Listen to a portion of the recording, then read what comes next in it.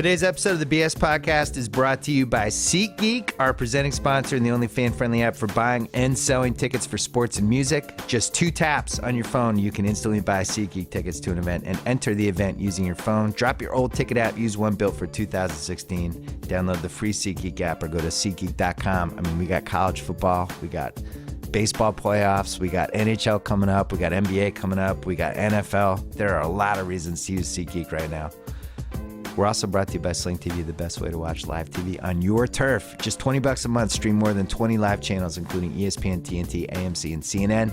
No installation, no extra gear, no annual contracts, just an internet connection.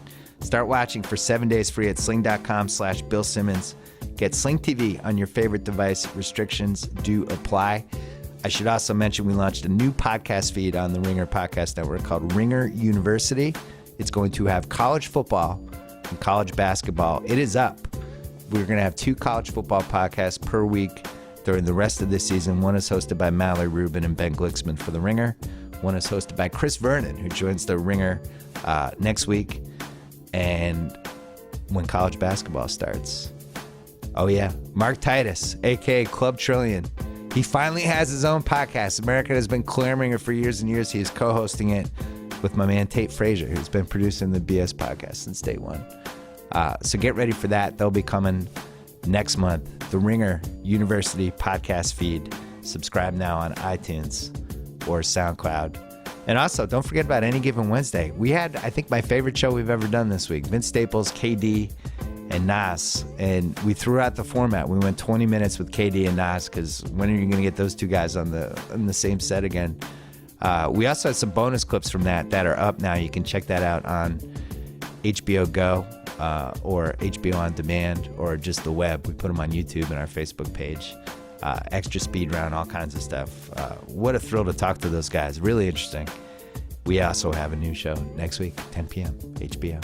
Bunch of rears of that one as well. I think we have, I don't want to say who the guests are yet. I'll say next week. Don't forget to check out theringer.com. TV week is wrapping up. And we have just a slew of stuff up. TV, football, NBA, pop culture. You name it. It's all there. The Ringer. All right. We're going to call on this podcast Mike Lombardi. We're going to pick football games with Joe House. And you're going to meet Chris Vernon. He's going to give us some college football and pro football picks. Here we go. Yeah. Clear enough for you? All right. On the line, our NFL insider, Mike Lombardi. What a Patriots win last night. Patriots shut out the Texans. Nobody believed. People keep doubting Belichick. People keep thinking it's about the players. No, it's about the genius in Foxborough. Were you surprised at all by last night? You know, I was. It was a challenge, and I think that it's a culture win. Those are the kind of things you have to propel yourself through like they did in Arizona, and I think this game also allowed them to come closer as a team. You know, it's always that next man up mentality on the one side with the Pats. And Belichick loves challenges. He loves being counted out. That's like his favorite situation to be in. But also, not a great spot for Houston.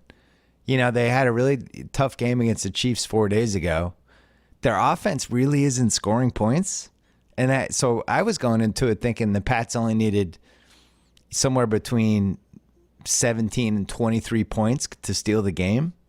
And as it turned out, they needed 1 point to steal the game.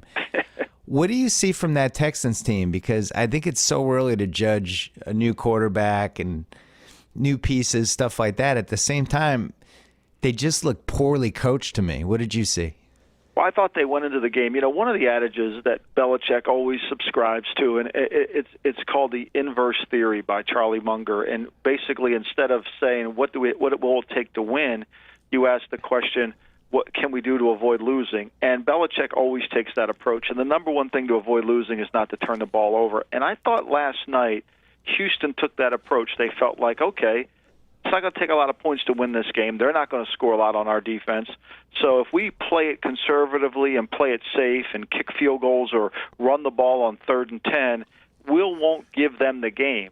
And then what happened was they gave the Patriots the game. Right. And when you look at the Houston offense, I think what you see is a team that can make explosive big plays, but the more third downs that come up, the more chances Brock Osweiler has to mess it up.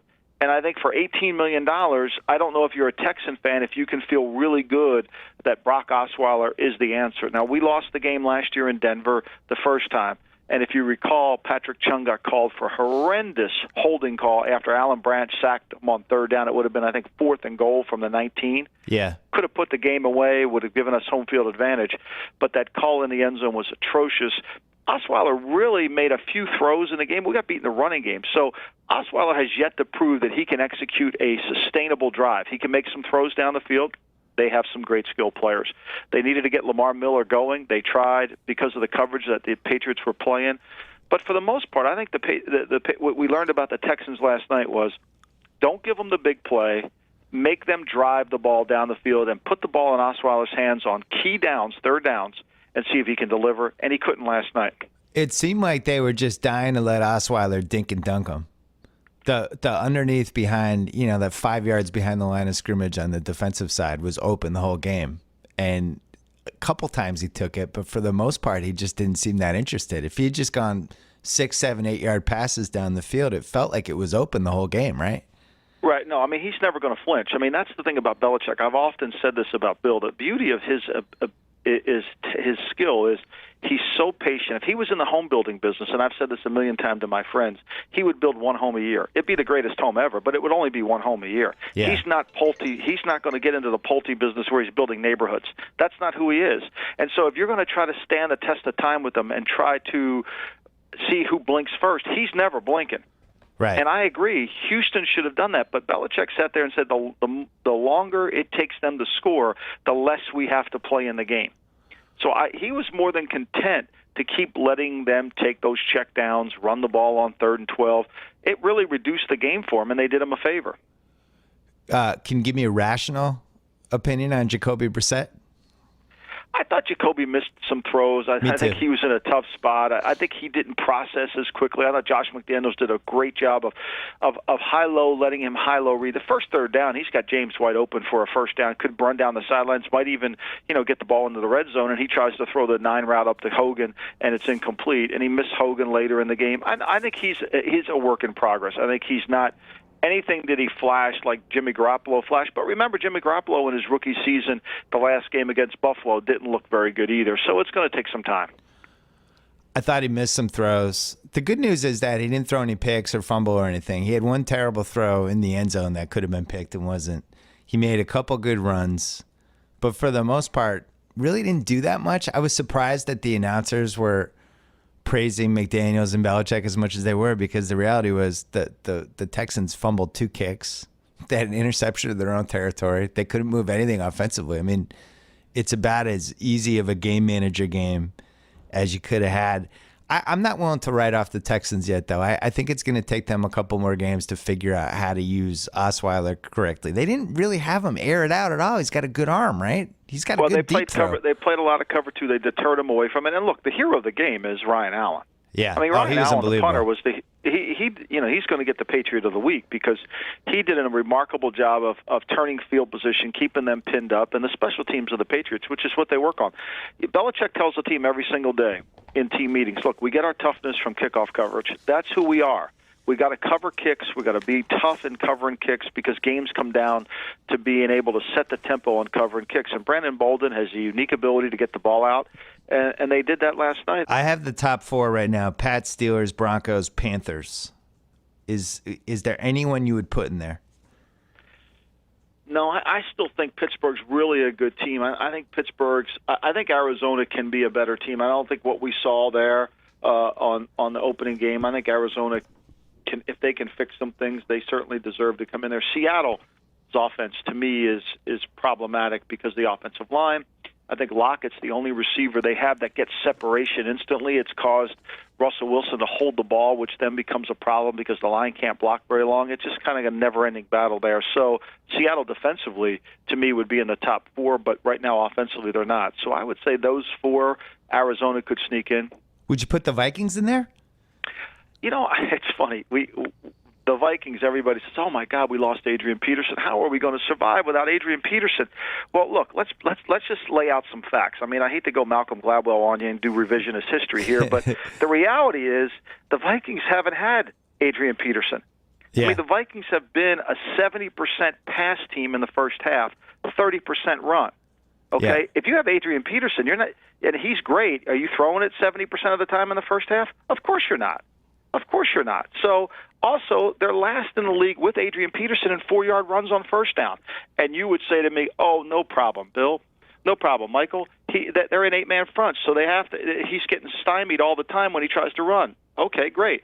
They're last in the NFL on second down runs. They average less than 2 yards a run. Oh, and by the way, they're horrendous on negative plays. They're last in the league in negative rushing plays. They were last year as well.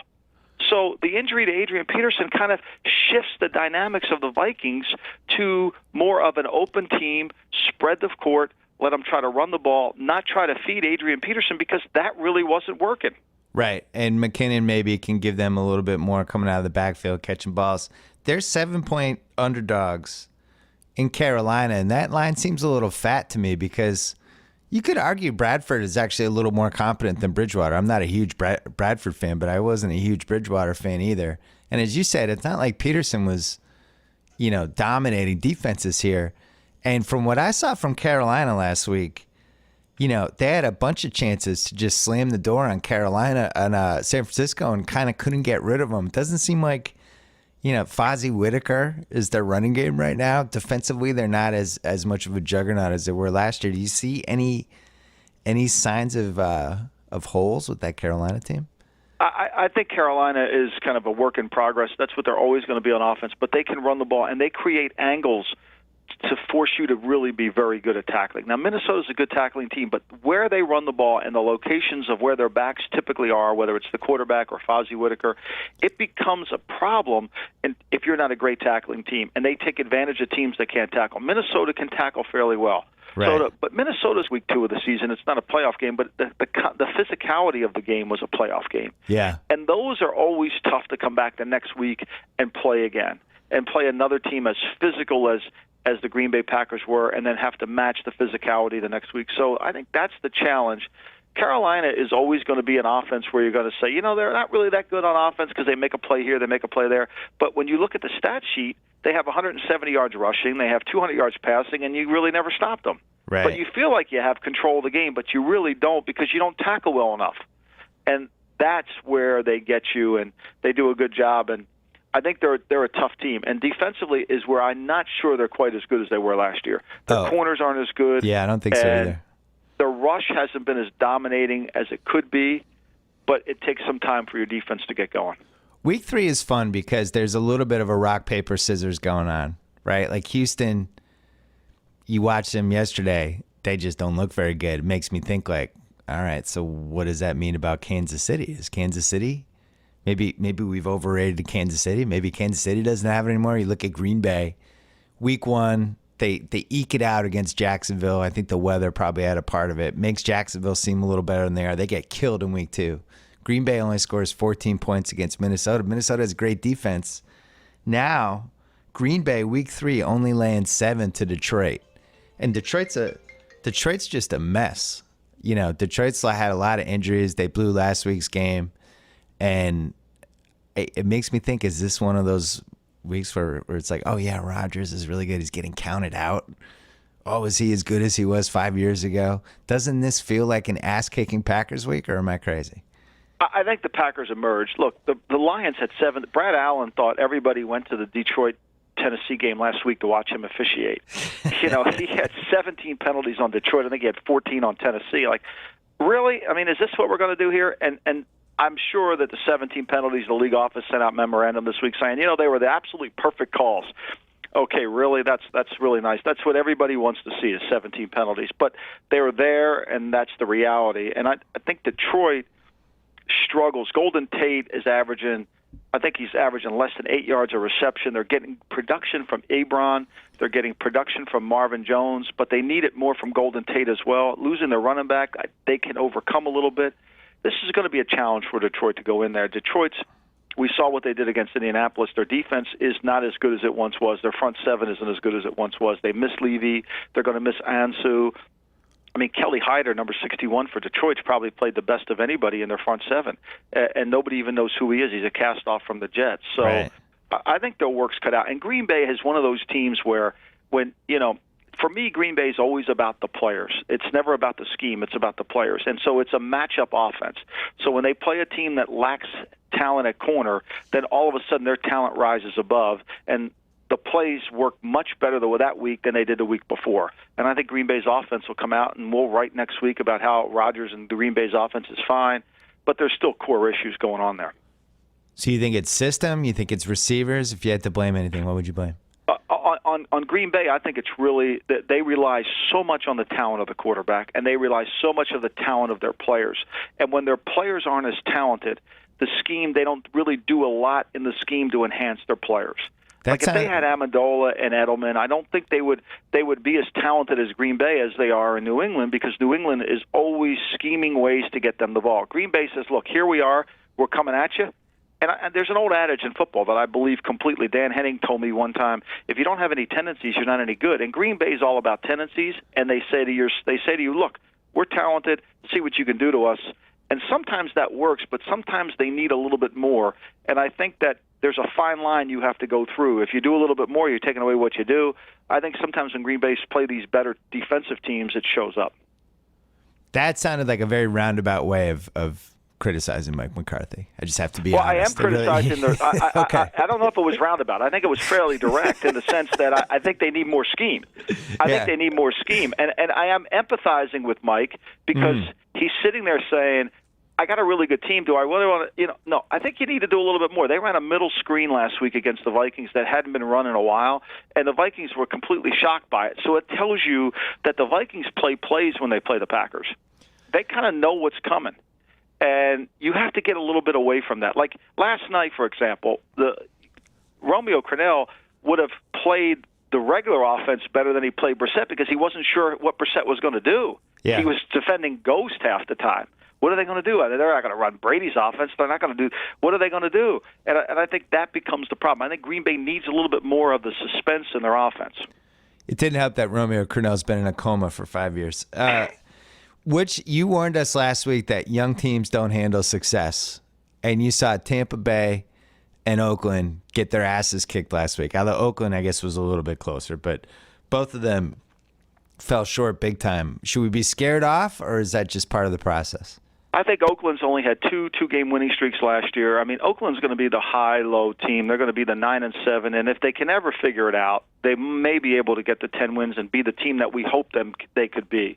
And they need more from Khalil Mack. I mean, Khalil Mack doesn't have a sack. Bruce Irvin has one sack. Their secondary, here's the problem the way I see Oakland in terms of how they set up their defense. And it happens all through the league, and it's the reason why the Patriots made the Eric Rowe trade, is you have to have a secondary like a basketball team. You have to have somebody who can guard a point guard. You have to have somebody who can guard a power forward. You have to have somebody who can guard a smart forward.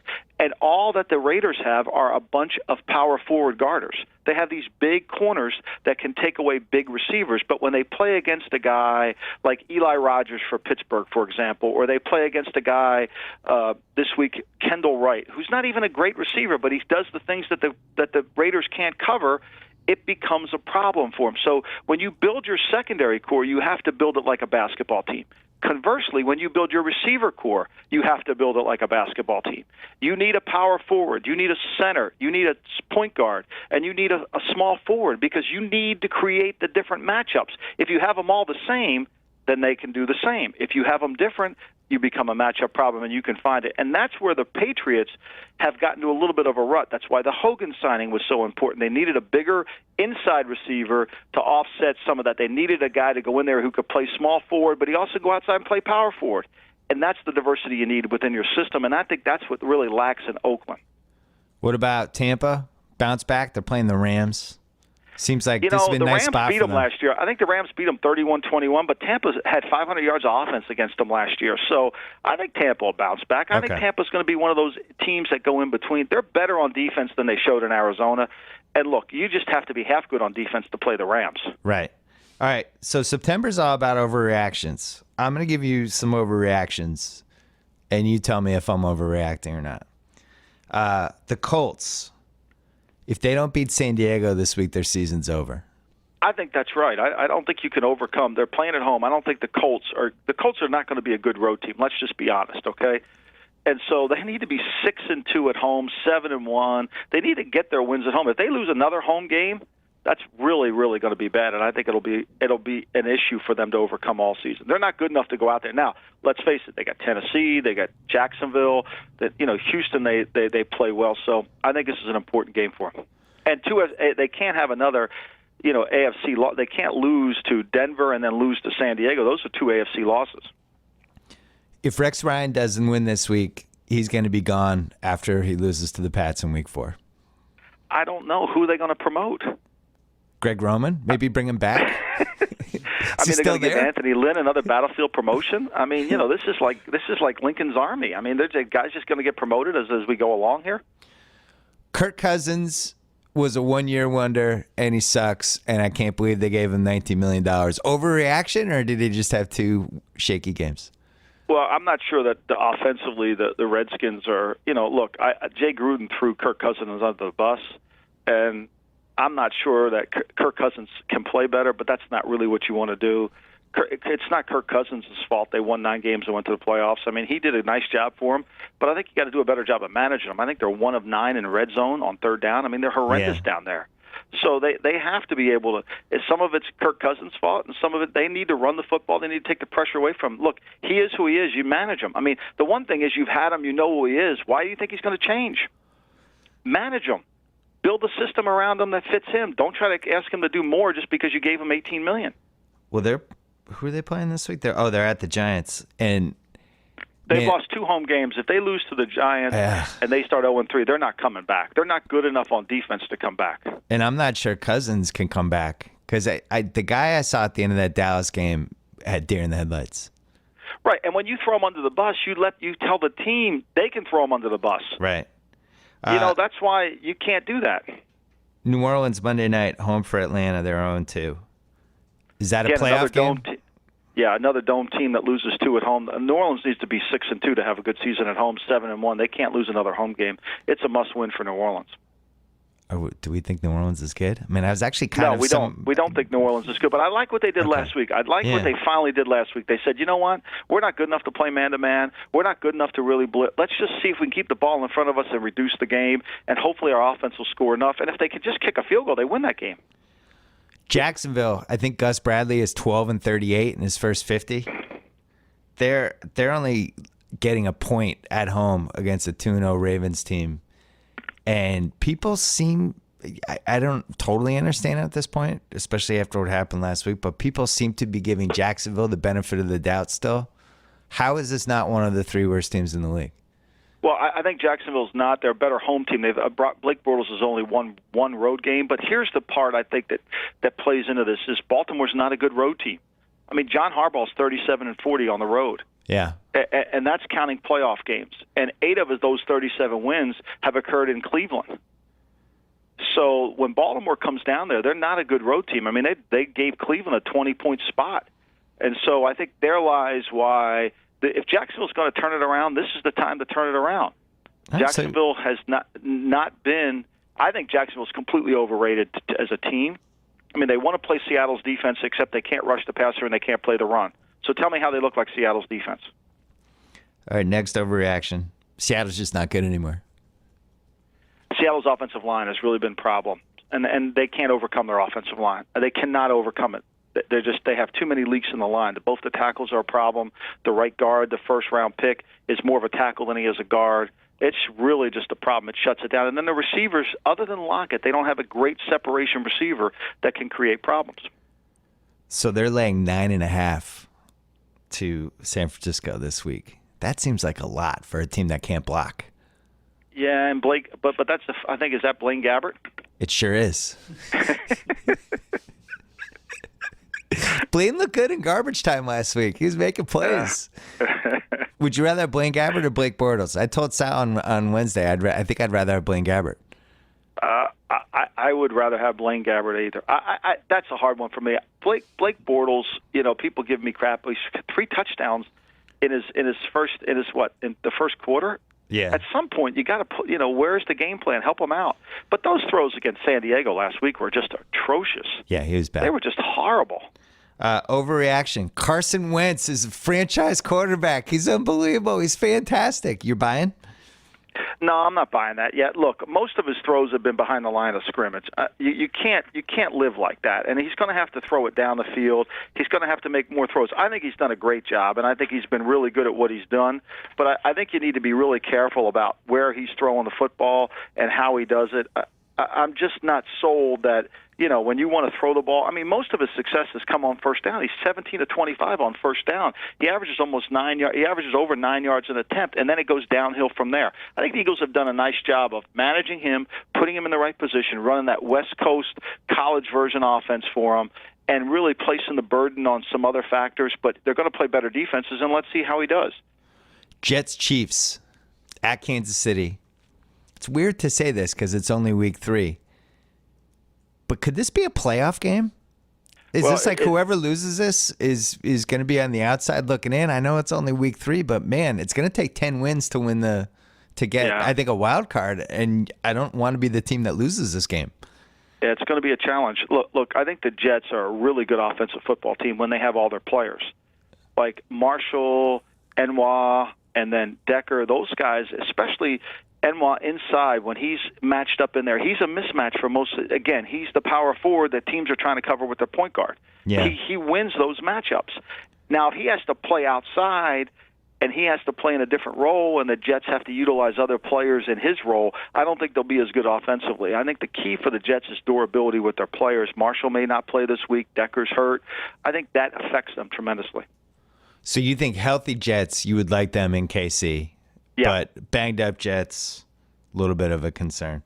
Absolutely. So you still have the Pats and the Steelers just head over heels above everybody else. I think they're significantly better than both. Yep, they really are. What about and I think the Bengals could come in here. Denver's going to have to prove to me. Look, Denver has not been very good on third down. They have not been very good in certain areas of their defense they were sensational last year. I think it'll come around, and Denver's going to have to prove that they can throw the football. What did you see any signs of concerns from the Bengals last week? I just didn't think they looked good in that Steelers Bengals game. Can't run the ball. I mean, the Bengals can't run the ball. I mean, that's the whole thing. I mean, the Bengals can't run the football, and they need balance. Look, I'm not a big establish the run guy. That's not who I am. But the Bengals need to have some way to take the burden of the game off Andy Dalton, and they haven't been able to do that so far this year. And that's really where their concern has to be. They've got to be able to run the football and show some balance so they can take those play-action shots down the field. Would you cross the Browns off for the season? Yeah. Would you cross the Bills off? Yeah, the Bills, the Browns, no chance. Jaguars? No chance. Bears? No chance. St. Louis Rams? The Rams have no – I mean, you need an offense to win this league. The Lions? I wouldn't cross them off yet. Okay. 49ers? I wouldn't cross them off. Wow. Okay. That's good news for the Niners fans. Washington? I'm saying they have to. Not yet. Not quite yet. No. Okay. Dolphins? Not yet. No. And Colts you wouldn't cross off yet just because of luck? Nope. Saints have to win this week? I wouldn't rule them out. No, I wouldn't rule them out. Okay. Last thing, Giants. I don't know what to make of this team. They only put up 17 points against the Saints. Why did they do this? Why do they do this to people that gamble on them? Well, I think that the Giants are a lot like the Packers. They run plays. If their talent level is extreme, they can beat them. I think New Orleans came in with a different plan last week, but you got to love what the Giants did on defense. They spent all that money, but spending money, as we know, in Miami and other places or Washington don't always translate on the field. This has translated on the field. They've given up no big plays. They've kept the ball in front of them. They've played much sounder defense, and they're tackling better because they're in better positions. When you blitz and you're all over the place, you're not in position to tackle. And so, therefore, that 4-yard check down becomes a 25-yard gain. And I think the Giants have done a really good job in that area. The Giants' offense, the right side of their offensive line, Marshall Newhouse, John Jerry, they got to play better. If they don't play better, that will be the downfall. But this week going in, they're talking about Beckham being in the slot. If Beckham's in the slot, they're not going to get Norman on him, and Beckham can really do damage in the slot. Favorite new coach? Favorite new coach? That's a great question. Oh boy, that You can. Your answer could be nobody. I don't really have one yet. I really don't. I'm still liking the Mike Zimmer, Bruce Arians combination of coaches. I really don't. I don't have one yet. Although I think that I really think that the Minnesota Vikings do a great job in all areas of the game, and I think that's really it shows up on the field. I think people think their talent level is a little better than it really is. All right, last one. Pats 16-0. Should I start thinking about this yet? No, not at all. Okay. No. Not at all? Not at all. Not at all. So I should erase all the texts I had with two of my friends about it last night? Yes, I think I would. I wouldn't do that. They're 4-0. They could be 4-0 without Brady. Brady comes back with the biggest chip on his shoulder of all time. I'm just saying that's how this could play out. I think the defense took a step last night for me, a defense that I was really concerned about going into the game. Yeah. So, but 16-0 is so darn hard. All right. And they got the tough game in Pittsburgh. I was glad Jamie Collins finally decided to show up for the season. Yeah, you know and I've often said when I was in the building, and I would tell Jamie Collins this: the team really is as good as he wants them to be. Yeah. He sets the tone, and when he plays good, the team plays good defensively. Right. Michael Lombardi, we can see you on FS1, we can see you on Fox on Sundays, and we can hear you every week on the BS podcast. Thanks as always. Talk to you next week. All right. Bye bye. All right, we're gonna call House. And we're about to do the Callaway Par 3. But first, if you've ever seen anything we've done in my office for Facebook Live, you probably noticed how nice my posters look. That's because our friends at FrameBridge framed everything in there, and they're the best. Just go to framebridge.com, pick out a frame for your favorite Instagram for $39, a small photo for $59, and your standard movie poster for $139. You can upload digital photos. The designers will even help you pick the perfect frames. They'll custom frame your items in days, not weeks or months, and deliver your finished piece ready to hang. They even offer a happiness guarantee. Instead of the hundreds you'd pay at a framing store, prices start at $39. All shipping is free, and the TLC they put in their framing and packaging is incredible. Find out why InStyle called them a genius site. Go to framebridge.com, use promo code BS. You'll get 15% off your first order. Again, framebridge.com, promo code BS. And since we're here, you might love books. You might not have time to always read them. Well, audible.com has the perfect solution. Get audiobooks, listen at the gym, during commutes, even watching football on mute. Audible.com. They provide over 180,000 audio programs from leading book publishers, broadcasters, entertainers, magazines, newspaper publishers, even business information providers. The free app works on iPhones, iPad, Android, Windows, Kindle Fire, over 500 MP3 players. You own these books. You're not renting them. There's even a great listen guarantee. If you don't like a book, no worries. Exchange it for another title. No questions asked. Why listen to sports radio and lousy music channels? You can listen to books. You know who does this? My wife and kids. They have Audible. They use it on any long commute. They love it. Right now, audible.com, free 30-day trial membership that includes one free audiobook of your choice. Go to audible.com/BS today to start your free trial. And now, we will call Joe House. Joe House. Hey, buddy. Wow. You rallied last week. The Callaway Par 3 had started off bad for you, but you went 2-1. Congratulations on that. We play all 18 holes here in the DMV, buddy. We don't get down after the first hole. I've opened up with a lot of double bogeys in my life. Believe that.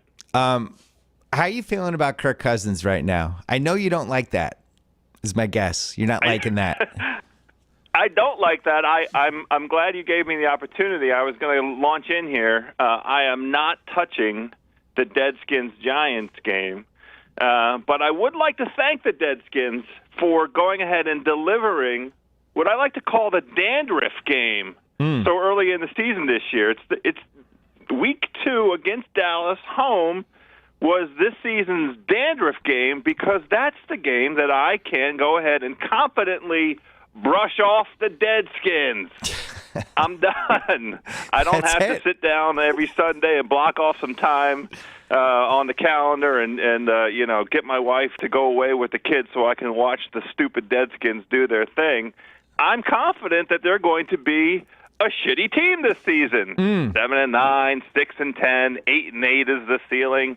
So I'd like to thank them for going ahead and getting that game out of the way. We have now the 2014 version of Kirk Cousins. He's gone back in time. He is once again, some people are colorblind. Kirk Cousins apparently is linebacker blind. He cannot see the floating linebacker who releases, off to as the floater in the passing lanes, and he has been very charitable in hitting those guys, especially in the end zone. Red zone has been terrible so far this season. Even Dr. Gruden has said so. He says they've been bad, surprisingly bad. That's very well done, Dr. Gruden. I have to agree with you. So yeah, that's about where we are with the Deadskins so far. I like your concept of the dandruff game, and I'm excited for your wife and your son that they're going to get to see you a little more often. It is nice to be able to mentally just write off your team after week 2, just to remove that stress. And I don't see any way. Sundays are open.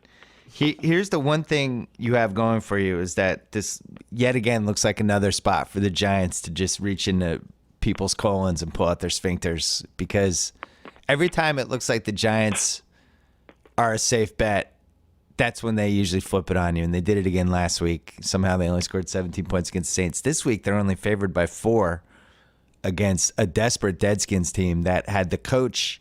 Can we say Lombardi was on before you? He said that Gruden threw Cousins under the bus. I feel like not only did he throw him under the bus, but then he waved the bus to go in reverse and then run over Cousins' limp body again. I don't understand how that goes. In Gruden's defense, he has been nothing if not consistent in challenging his quarterbacks. He's a quarterbacks coach. He arrived here and immediately challenged RG3, a quarterback that he inherited, and it became apparent very early on that he inherited him, and it was against his will that RG3 was the expected starter. Yeah, that would not have been Gruden's choice for starter 2 years ago, and RG3 did not last long as the starter. But I don't. It sounds like you like Jay Gruden. What? Why does it sound like you like Jay Gruden? No, I honestly think he's a dummy. Okay, good. He has been consistent in that one regard, which is calling out his quarterbacks and challenging them and identifying, telling it like it is. I don't mind that aspect of there's no reason to coddle Kirk Cousins. Go play like you did for 8 games last season, Kirk. You gambled on yourself. The team gave you $20 million. That was your gamble. You could have had a guaranteed, I think they put $34 million on the table. Kirk chose the $19.5 million to gamble on a bigger contract at the end of this season. Tough one. Go earn your money, Kirk. Come on, Kirk. I want to rush through the Callaway Par 3 because I have a very important basketball topic for you. Oh, okay. We can rush right through it. So let's do it. You go first. All 3 of my games this week in the NFC South. Okay. Very hard to explain. I like Carolina -7 at home against Minnesota. I really, really, really respect Minnesota so far this season. They deserve the spot in the top 5 of the power ratings. Zimmer has been awesome. I just feel like it's a bit too much pressure for Bradford, and I'm not really basing my approach on this on AP's injury. They've been bad rushing the football all season long, so it's not like that represents such a huge impediment to their success. I just feel like Sam Bradford on the road against a team that is 1A to me, because the Patriots are 1 in terms of tops of the league, and I just expect Carolina's defense to be a little bit better. And I like them just winning at home by a touchdown a little bit more. Yeah, I'm staying away from that one.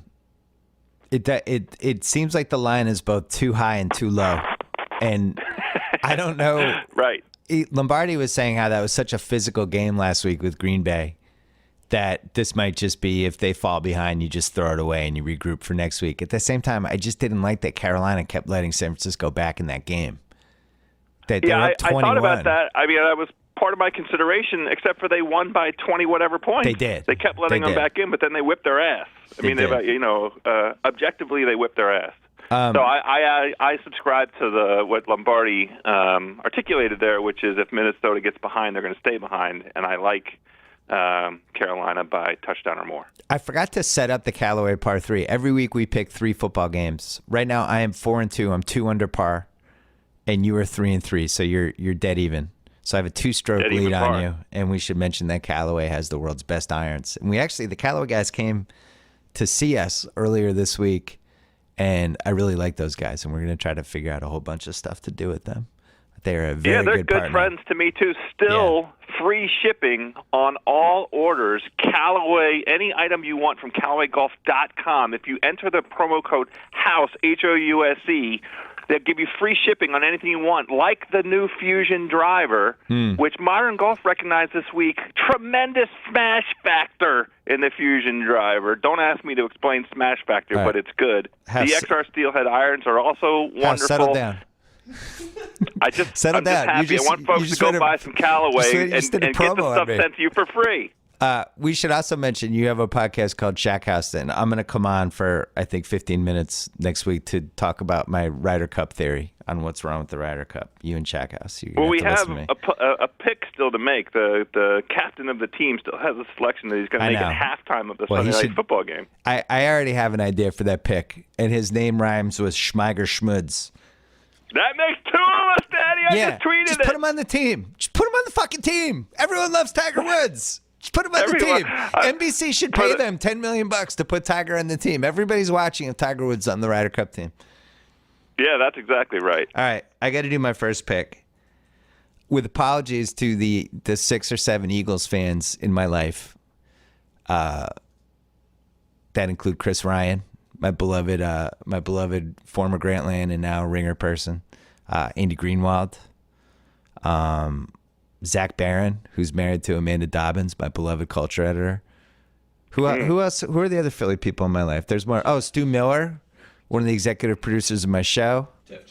Jeff Chow, the COO of BSMG. Michael Bauman, who writes back. I mean, we're just loaded with Philly fans. There's a lot of Philly. Filthy I know, with Philly. A lot of Philly. And with apologies to all of them, I'm not buying the Carson Wentz-led Eagles because they played 2 of the shittiest teams in the league. I'm sorry. Now you're playing Pittsburgh, which I have ranked right now as the 2nd best team in the league. And I just don't see it. I don't think you're hanging with Pittsburgh. Pittsburgh's only laying 4. I think there's going to be a lot of Pittsburgh fans there. And I just feels like one of those Steelers games where it's like 24-13 in the 4th quarter and the Eagles fans are just angry and they're leaving. And there's a lot of Steelers fans left and they're doing Steelers chants and I can just see it. So I'm grabbing the Steelers -4 as my first pick. I like it. Okay, you I'm go. not touching that game, but I like it. Okay, you go. I have this week your pet sleeper team, the Tampa Bay Buccaneers, laying 5 at home against the LA Rams. I like Tampa -5. Jameis just had the worst game of his career, 4 picks and a fumble. I expect a bounce back from him. The LA Rams have not yet scored a touchdown this season, which is kind of an issue. Yeah. The Bucs are averaging 19 points a game, which is kind of funny because what you do is add up the 34, 35 they put on Atlanta plus the 7 from, Arizona. But in any event, I like Tampa scoring around 20-some points. I can't get the Rams to 10. Yeah. I mean, maybe I can get them to 12 unless their defense scores a touchdown. For some reason, the Rams are 1-8 straight up and against the spread in Game 3 over the past 9 seasons. I don't have any explanation for that. I don't really care. I'm taking Tampa -5. I have news for you. I'm taking them as well. Oh! I think this is a Gus Ramsey memorial. How many points did they score a game? Just look at this. Like, can the Rams get to 10? Can they get to 12? Well, I know the Bucs are going to score at least 20. And I'm not shaken off by last week. I watched a lot of that Bucs-Arizona game. It got away from them early. They started to rally back. They scored. They had another dumb play where they were about to score a second touchdown, had to settle for a field goal. And then just an interception that bounced off the guy's hands, went up in the air, got returned for a touchdown, game over. But I know it was a blowout, but it just watching it, I felt like they had a chance to come back and make it interesting, and then just a couple things went wrong. And whatever, toss it off. Arizona's probably the 5th or 6th best team in the league. They needed the win, and I'm not going to get scared off by it. Case Keenum scored 9 points in 2 games. I did a whole thing on my show on Wednesday about whether they'd just be better off signing a celebrity to play quarterback. I just don't see them doing a lot in this game. And if you're Tampa, you win this game, you're 2-1. You got the Broncos at home next week. You have that's a loss. It might be. They're off week 5. And then week 6, I can't find them. How can they not play in week 5 or week 6? Oh, they're home. I'm sorry. They're at Carolina Monday night, week 5. So Going into that game 2-2 is fine.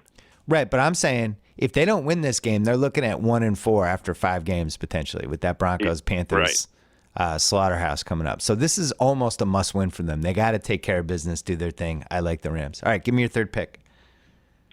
I am taking the New Orleans Saints -2.5 at home on Monday night against the Atlanta Falcons. Wow. Not a lot of math to talk about here. I got -3 for that one, though. To be fair. Same difference. I like the idea. This is going to be an all-time shootout. Like a lot of these Saints-Falcons games have been, the Saints are no longer a lock at home against the spread, 4-9-1 against the spread their last 14 games at home. But we're only asking them to win by a field goal at that 2.5 or the 3 number. Last week we had Atlanta as the show me something game. Last week was their show me something against the Raiders on the road. This week it's got to be the Saints. They cannot lose this football game. And in a shootout at home, I just like Drew Brees a little bit better than Matty Ice. It's only a field goal. I don't like the injuries in the Saints secondary. We have a broken fibula and a concussion. Yep. 2 bad things, but this is going to be the lock is the over. They I think it's in the around 53. I like it at about 63. But I'm taking the Saints. I like it. I'm just worried they're too banged up on defense. I can't make that one of my 3. I just couldn't. Sure. I took a long, hard look at the Niners getting 9.5 in Seattle as my third pick because I don't think Seattle can block.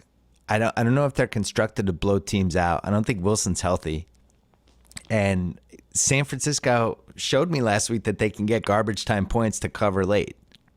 Which seems like a lot of points. But one of my rules is just don't bet against Seattle in Seattle. It's not a good idea. Why am I going to do that? So I'm staying away from that.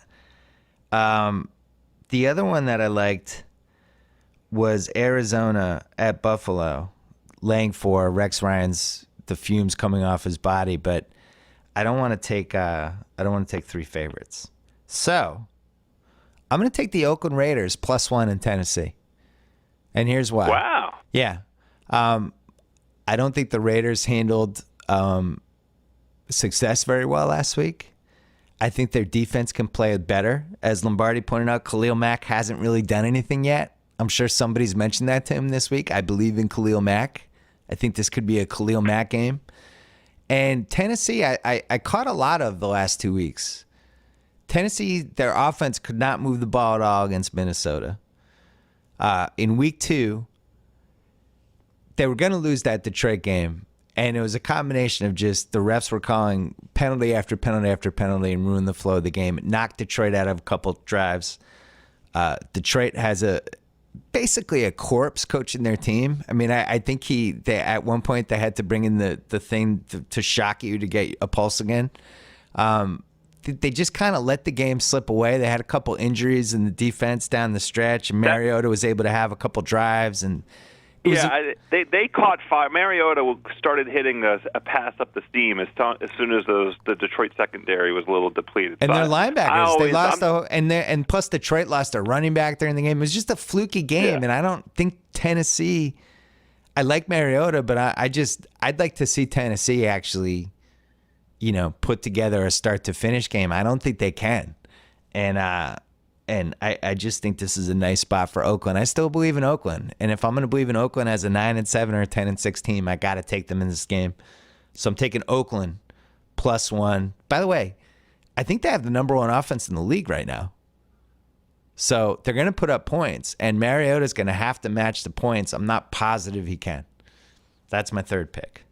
So all right. To recap, we both have, who's the team we both have? Tampa. We both have Tampa. I took Pittsburgh -4, and I have Oakland +1. And who are your other two? I have Carolina -7 and New Orleans -3. Okay.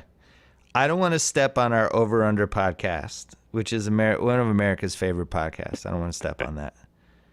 Yeah. For NBA. The numbers came out. I got very excited. I immediately put it into a very special place in my bag. The numbers did come out. I don't want to step on that podcast, but I'm just going to bring up this one point so we can do 5 minutes of NBA talk here. Golden State's over-under is 66 wins. That's way too fucking high. I don't see it. They don't have Bogut. They don't have Azili. They have Zaza Pachulia and the Rev James McAdoo, who's a big fan of the BS podcast. But still, the way they're going to succeed, they're basically built for the playoffs. They're going to have to go a little small. They're going to have to play Draymond and Durant together as the 4 and the 5. They're going to have to put a lot of miles on those guys. I'm not sure they're going to do that during the season. I think they're going to rest a lot of people. I think they're going to be fine going 63-19. I think they're going to be sitting guys left and right. And I think we learned from last year that, you just want to be healthy in the playoffs. For them to go 67-15 just seems, I don't know, ambitious for me. What do you think? So you said it. I don't want to step on our over-under podcast, but you and I are in lockstep. I'm ready to declare the under a lock for 2 reasons, and you touched on both of them. There is going to be a transition. We watched this with Miami 2010. Exactly.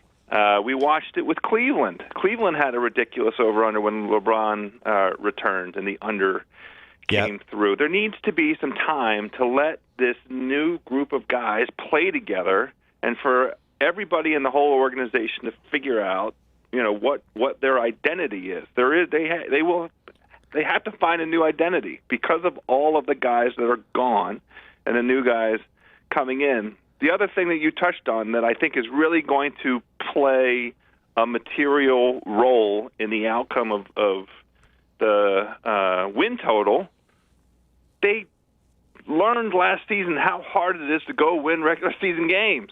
Right. I mean, they went all out because of the historical underpinnings, and I applaud them for it, and I loved watching every minute of it, and it made the regular season relevant. I mean, an otherwise, quiet, cold February game between Golden State and Oklahoma City on a Saturday night was like a highlight of 2016 sports season for me. Right. I don't expect a repeat of that because it's just too hard. There's no reason to do it. The most important thing is to arrive in the playoffs healthy and with the full complement of guys and guys ready to go to war for the 25 games it takes to be successful in the playoffs. And the other thing is, as you said, it's rocky figuring out where everybody fits in. There's some personality issues that I'm gonna be interested to see. You see like Durant, you saw him on my show this week, big chip on his shoulder, feels slighted by everybody. And I was watching it. I wish I had asked him because it was a repeated theme, and I was joking about it, like he always is slighted. He's slight. It's a little strange why he always feels so slighted. And I really wish I had asked him that because, like, he won the MVP 2 years ago. I think everybody thinks he's one of the best 3 players in the league. He was a free agent this summer, and everybody tried to sign him and woo him and flew to the Hamptons. And everybody was on pins and needles waiting to see what he was going to do. I don't totally understand why he feels slighted. Like, Lifetime made a TV movie about his mom. What else needs to happen for Kevin Durant? Well, here's the reason he's slighted. And I don't think it's necessarily wrong that he takes what I'm about to describe so personally. the recurring theme with Oklahoma City is the inability to get over the hump because he and Russie have the ball in their hands with 4 minutes left in a number of the most important games in Oklahoma City Thunder history, and they haven't won those games. Right. He has, a well-deserved, to date, not reputation, but the evidence does not support a narrative that KD is a closer in the most important games of the season. Yeah, and in the playoffs. So that's fair. He might perceive a slight, and he should take the slight. He should take the insult. I wish I had asked him. And Westbrook were not effective. It's hard to do interviews, and I got almost everything out of that one that I wanted, and that was the one thing I would do over again, especially like when you're juggling two people. But for the most part, I got, you got a really good feel about just what Durant's like. What's interesting is he's always like that, and I think people look at him sometimes in those interviews as he's a little standoffish or, he's got a little chip on his shoulder. But I think there's a playfulness about him that it's weird. I don't know if it comes across on TV as much as it does in person. Like when I asked him about the Harden trade, like that's his way of having fun, and people are like, "Whoa, he was kind of mad at you about the Harden trade." So no, he wasn't. Like that's kind of how funny. he is. I was exactly the point I was going to make. I loved it. Yeah, I thought it was fun talking to him. I wish I had been slightly harder with him on the Slate thing. So, congratulations for the 90th straight year. The Washington Wizards have the most unexciting over/under possible. This year it's 42.5. You're so I was right there just with. They went 41 and 41 last year. You're asking me, are they 1.5 games better with Scotty Brooks over Randy Whitman? I'm going to say yes. You can already put that one in the book too. Okay. I'm definitely taking the over for the almost bullets. I was shocked. I don't want to step on our pot, so we're going to go, but on our over/unders pot. But I cannot believe the Celtics were only 51.5. We won 48. It was a perfect number. I love it. I love that number. It's such a good number. We won 48 games last year, and we added Al Horford and Jaylen Brown, and Marcus Smart's a year older. But what? I thought it was. I honestly, maybe I'm the biggest homer who ever lived, but I thought that over/under was going to be like 57. First of all, not maybe. You are the biggest homer who ever lived. Okay, thank you. And 52, 53 seems about right. You're talking about, a 5-game improvement with Horford, 4 or 5 game improvement with Horford. That seems about right. I'm glad that it is where it is. Let's not jinx it. Who, obviously Cleveland's won. Who do you have as the second best team in the East if it's not Boston? It is Boston. Of course It's Boston. Well, the second best team in a conference usually wins like somewhere between 55 and 57. Don't try and make any sense out of it. Just celebrate the number. Let's be modest about it. Let's be humble about it. 51.5. Thank you, Las Vegas. There's one other over/under that just gave me a big fat raging boner. Oh no. The Brooklyn Nets 22. That means Vegas says that they've looked at it objectively. And they've decided Brooklyn is going to lose around 60 games minimum. It's pretty good. The Celtics have their pick, just in case you didn't know. You have the pick. I mean, I know that you're counting every win as a pierce to the heart. 22 seems high. I could name 5. I can't name 5 Nets right now. They got the Brook Lopez, Jeremy Lin pick and roll going. They have a bunch of no-name dudes. Is Bogdanovich still on that team? I don't even know. I haven't really dove into the other one. I know it's not. The other one that shocked me. All right, one more. Because did you look at this yet? Yes. Oh, damn it, Tate. Did you look at this yet? Oh, you're gonna. Well, no, I didn't commit it to memory. Ask me. I saw it. Yeah. Oh, Tate saw it too. The Bulls were only 39. Oh, I didn't see that. I did 39. not see that one. Wade, Rondo, and Butler. Vegas not believing. Wow. They only have to shocked. win 41 to go 500. Is that a 500 team? I mean, kind of seems like it, right? It's disrespectful. I can't believe I'm saying this, but the Lakers at 25.5 looked a little tasty for the over. It's a little interesting. I think they're going to have a nice vibe to them. I stopped looking. Yeah, I it's interesting because The great unknown is the Luke Jackson factor. Luke Walton? Walton. What did I just say? Luke Jackson? What are you, my Who's dad? Luke Jackson? Look, it's not basketball season. The one that I could not believe, and I still have to read up and figure out why. Utah Jazz was like 47.5 or something. Yeah, 48.5. Ludicrous. I don't get it either. Oh, I don't get it. Tough conference. Let's not talk about this anymore. I don't remember anybody's names. I'm going to call them all by the wrong names. Well, you think Luke Jackson's coaching the it is. I got to say, I thought the Knicks was too low, too. I don't even know what it is. Don't tell 39.5. It just seems low. Dick. Aren't they going to go 500?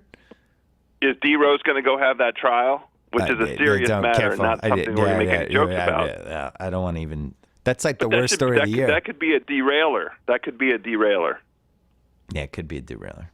It's a terrible story. Terrible story, and hard to believe they knew about it and still traded for him.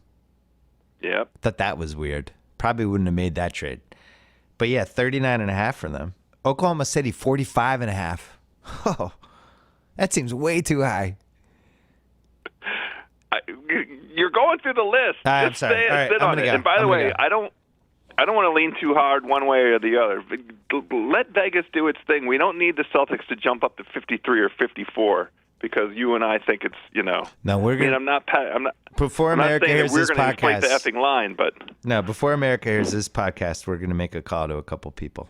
And we need to make a call right now. Lock down certain things. Joe House, thanks for playing the Callaway Part 3. As always, talk to you next week. Talk to you next week. We have one more phone call to make, but first I want to tell you about Sonos, the smart speaker system that streams all your favorite music to any room or every room. Control your music with one simple app. Fill your home with pure, immersive sound. Sonos brings all your music together in one simple app. All your favorite music services. Doesn't matter. Any of them. You control everything from songs to volume to what room those songs are playing. You can play those songs in any room. You can play them in every room at once. You can play a different song in the living room, bedroom, bathroom. Play the same track, doesn't matter. It's really great for parties. I don't know how people would have a party without Sonos. You can play this stuff outside, inside, the kitchen, whatever. Sonos is really good. We have it in our house. I'm actually kind of mad that I didn't get it sooner than that. So, one of the things I've been doing is I'm just burnt out on sports announcers. I just can't take it anymore. So I've been watching games on mute and playing the Sonos, and it's been great.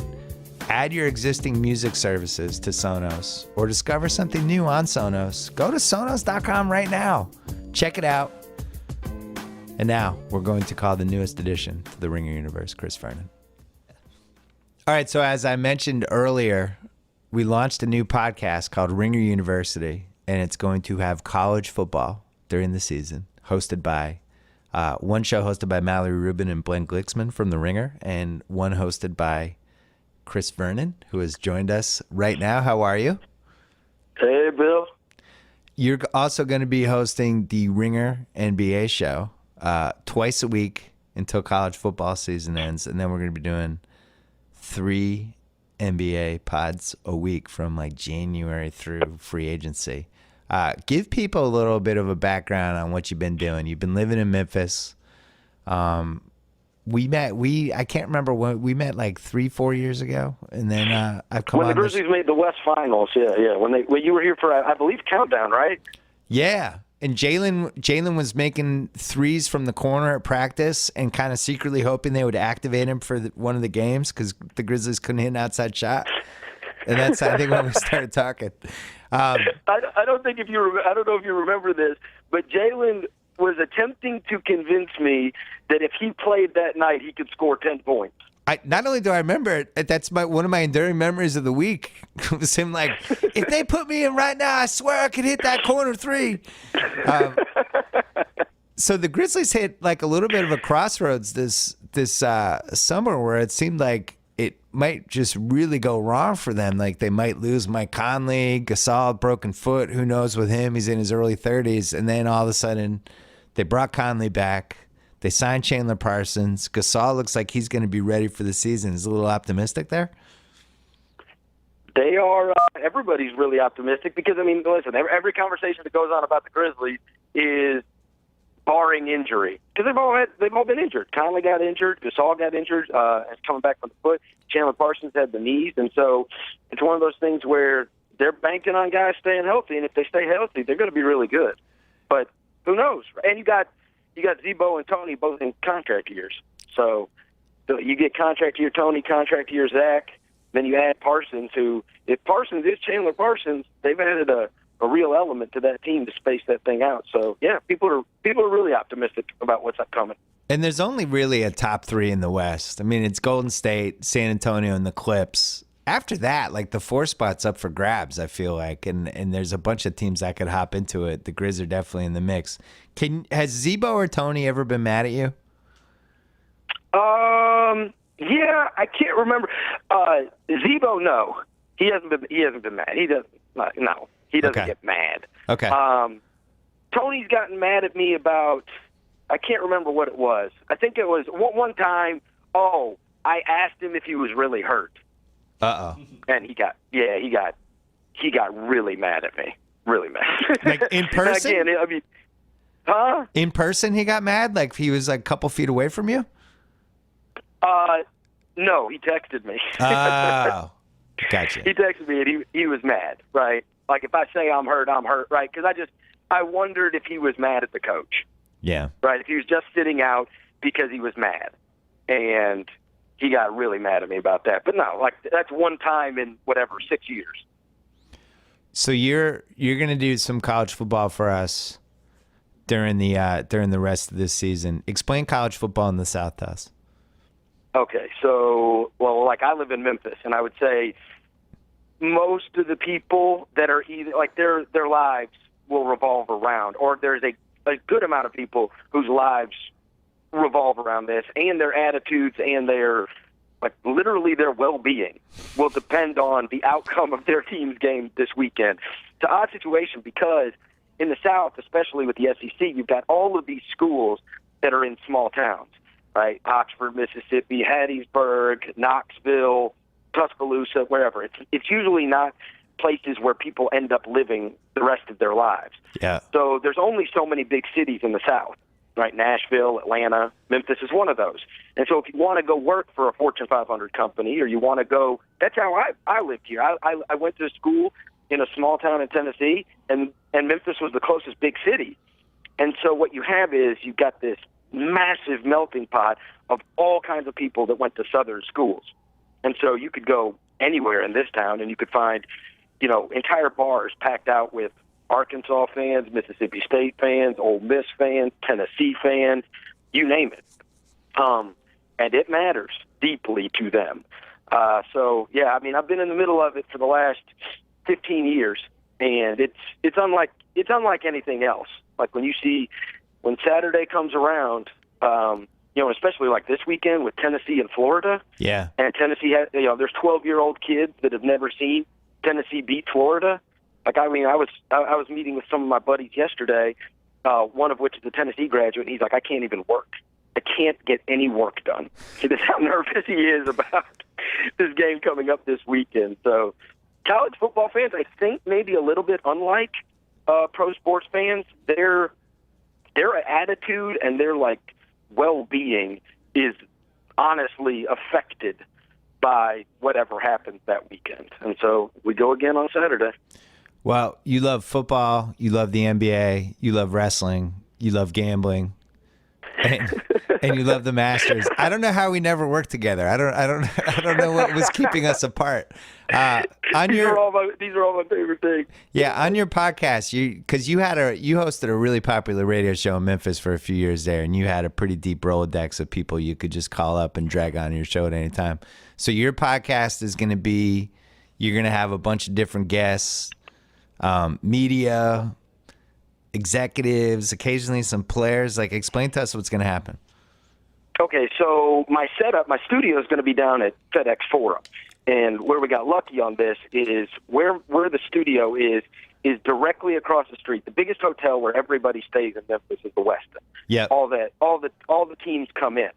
So coinciding with everything I'm, where I am set up locally, the goal is we're going to be able to have crazy access to these teams.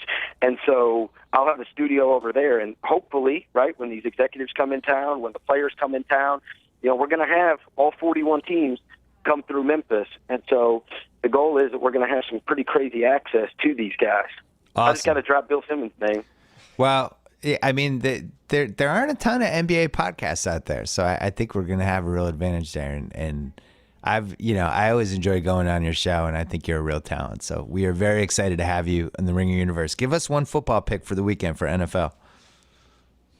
For the NFL? Yeah. Give us one. The Cowboys Bears over. Oh, wow. You like that? That's a good one. Yeah, I like that. I wasn't expecting it over. Wow. You like that? Cowboys Bears over. I checked it this morning. It was 44. I'm like, give me a break. Cowboys defense is terrible, but they'll be able to score on the Bears. Like that game is not going under 44. No way. Hey, speaking of over-unders, the NBA over-unders came out, and just quickly, Memphis was 44 over-under. You see that? Mm-hmm. Over-under. Low. That's low. I take the over. Are we positive Gasol's going to be healthy? If they get 65 games out of Mike Conley and Mark Gasol, they are going to win over 44 games. And so I guess that's the bet, right? You're just betting on, are those guys going to be healthy? And I would bet they're going to be. I mean, I think they were like 7th in the West. Right. I think that's what they were ranked in those sportsbook things. And they've pretty well gone outside of catastrophic injury years. They've exceeded their win total virtually every year. Well, Utah's 48.5. So Vegas thinks Utah's going to be 4.5 games better than Memphis, which doesn't totally make sense. That's a little weird. Give us. Everybody loves Utah. Everybody. Yeah, that's happened with Milwaukee last year. Give me one college football pick for the weekend. The one. What did I? Well, I like Florida +6 over Tennessee. I mean, come on, that's 12 straight years, right? So I like that one. Ole Miss 7 over Georgia. Yeah. I like that one. Arkansas +6 against Texas A&M. I like that one. And I was trying to think. There's a couple others that I had that I liked. Oh, UCLA's at home against Stanford. There you go. There's in your backyard. You could go over to the game. I think they're +3 at home. God, it almost sounds like you have a gambling problem like me. I told you. Hey, when I got the email, and you're like, okay, here's what we're thinking. Yeah. You're going to do NBA and college football gambling. And I woke up the next morning. I was like, was that a dream? like what? I told my wife, I said, so they want me to do NBA and college football gambling. It's all I do anyway. Like it doesn't. I'll just be. Listen, I'm going to be able to speak the language to the people that listen to you because I'm the guy that on. I heard you a couple weeks ago goofing on Sal for like what was it? Oklahoma State versus that Oklahoma State game that Central Michigan. Yeah. Okay, and you were like, you must have a problem, whatever. I was like, oh my God, wait till he gets a load of me. I'll be watching like Idaho, Wyoming on ESPN3, on my laptop on a Saturday. All right, so subscribe to Ringer University, which just went up. The feed is active on iTunes or SoundCloud. And you can also subscribe to the Ringer NBA show. Chris, you start next week. Congratulations. Welcome to the Ringer universe. We can't wait to work with you, and good luck with everything. Awesome. Thank you, Bill. Thanks for the opportunity. All right. Anytime y'all want to see me again, rewind this track right here, close your eyes, and picture me rolling. All right, that's our show. Thanks to Sonos, the smart speaker system that streams all your favorite music to any room or every room. Control your music with one simple app and fill your home with pure immersive sound. Add your existing music services or discover something new. Go to Sonos.com right now. Thanks to Sling TV. Remember, for just $20 a month, stream more than 20 live channels, including ESPN, TNT, AMC, and CNN. No installation, no extra gears, no annual contract. Just an internet connection. That's it. Start watching for 7 days free at sling.com/Bill Simmons. Get Sling TV on your favorite device. Restrictions do apply. It is the best way to watch live TV on your turf. Don't forget about my new HBO show, Any Given Wednesday. We had an awesome one again this week. Durant, Nas, and Vince Staples. And the re-airs are on HBO all weekend, or you can go to HBO Go, or you can go to HBO On Demand. And where every episode, every bonus clip is there. And please subscribe to the Ringer University podcast feed. We just put that up. Check out theringer.com. TV Week is wrapping up. Some great TV pieces there. Some good football pieces, too. Whole bunch of great stuff on there. And don't forget about all of our other podcast feeds on the Ringer Podcast Network as well. Please enjoy the weekend. We will be back next week. Next Wednesday, my show coming back, HBO 10 p.m. And you will see me then.